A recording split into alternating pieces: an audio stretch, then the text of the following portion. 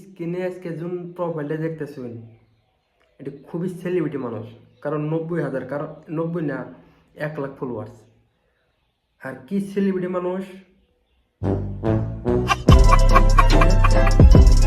তো হি আমার প্রোফাইলে রিপোর্ট মারছে। এই রিপোর্ট মারার পরের থেকে আমি তো ভিডিও আপলোড করা হইতেছি না।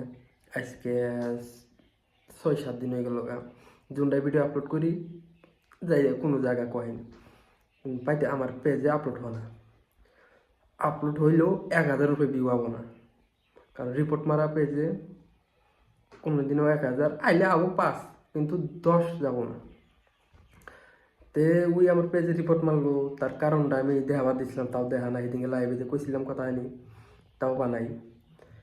তে আজকে আমি একটা শর্ট করে ভিডিও বানাইলাম যাতে ওর কাছে ভিডিওটা যা, আর যাবো কি ভাই আনগর দ্বারাই যাবো, তাই না? আমরা শেয়ার যদি করুন ওর কাছে যাবো। তে ওকে আমি কয়টা কথা কমো এই ভিডিওর মধ্যে। ভিডিওটা দেখবেন গেলে ফুল ভিডিওটা দেখে দেন, কিছু মজা হইলে পাবেন। তো রোস্টিং ভিডিও বানাতেছিলাম, কিন্তু আজকে না, এই ভিডিও ছোট্ট ভিডিওর পর থেকে রোস্ট করুন সুফিয়াক নিয়ে। লাইভে গেছিলাম, লাইভে যাওয়ার পরে কিছু মানে কইছিল তোমার প্রোফাইলে যে রিপোর্ট মারছে তার প্রমাণটা কো। তাই আমি ওগরে দেখাইতেছি, এই প্রমাণটা স্ক্রিনে দিয়ে দিলাম। কি মারছে no report page Sufiya Begum. তে ওর ভিডিও কি আছে তার কিছুমান দৃশ্য দিয়ে দিলাম, যাই সেলিব্রিটি না।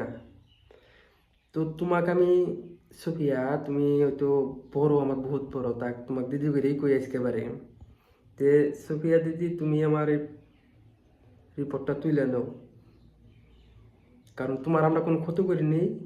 তুমি কি করবা না করো তোমার কথা, ব্যক্তিগত কথা, কিন্তু আমার পেজে আমি তুমি রিপোর্ট মারার কারণটা তুমি বাইকর হাবাও না, আর আমার ওভার ভিডিও নাইও।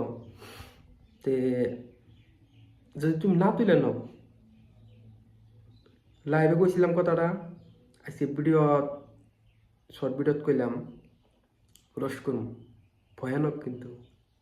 হ্যাঁ, হালকা নিও না, ভদ্র দেখা গেলে কি অভদ্র হয়ে জানি।